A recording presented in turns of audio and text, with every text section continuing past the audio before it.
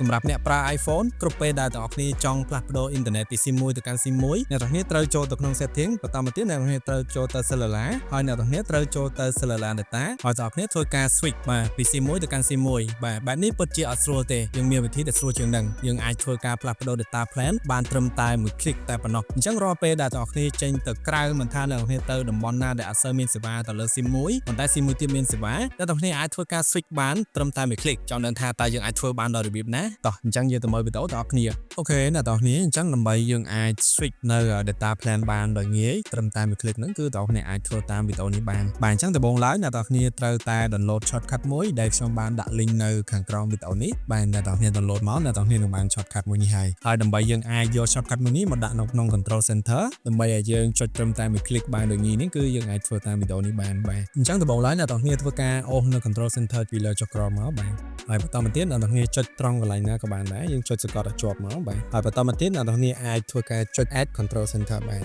ហើយបន្តមកទៀតអ្នកទាំងគ្នា scroll រក shortcut របស់យើងមកបាទនៅត្រង់នេះបាទអញ្ចឹងអ្នកទាំងគ្នាធ្វើការចុចទៅលើពាក្យថា shortcut ហ្នឹងមកបាទហើយបន្តមកទៀតគឺដោយមុនអញ្ចឹងអ្នកទាំងគ្នាអាចធ្វើការ choose នៅ shortcut របស់យើងបានហើយបន្តមកទៀតអ្នកទាំងគ្នាអាចធ្វើការ switch យក shortcut របស់យើងបានគឺ switch data plan បាទអ្នកទាំងគ្នាចុចយកមកបាទប៉ុណ្ណេះគឺរួចរាល់អ្នកទាំងគ្នាអាចធ្វើការចុចត្រង់កន្លែងណាមួយក៏បានដែរអូខេប៉ុណ្ណេះគឺរួចរាល់អ្នកគ្នាបាន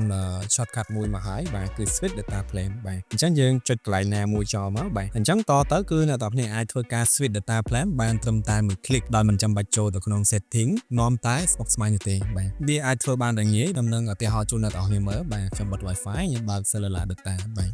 អញ្ចឹងអ្នកទាំងគ្នាឃើញហើយបាទនៅត្រង់នេះគឺខ្ញុំប្រើ data របស់ Share Card បាទអញ្ចឹងនៅពេលដែលខ្ញុំចុចវាមួយ click អ្នកទាំងគ្នាចាំមើលបាទ data plan របស់ខ្ញុំបានបដូរមក smart វិញហើយបាទខ្ញុំចុចមួយ click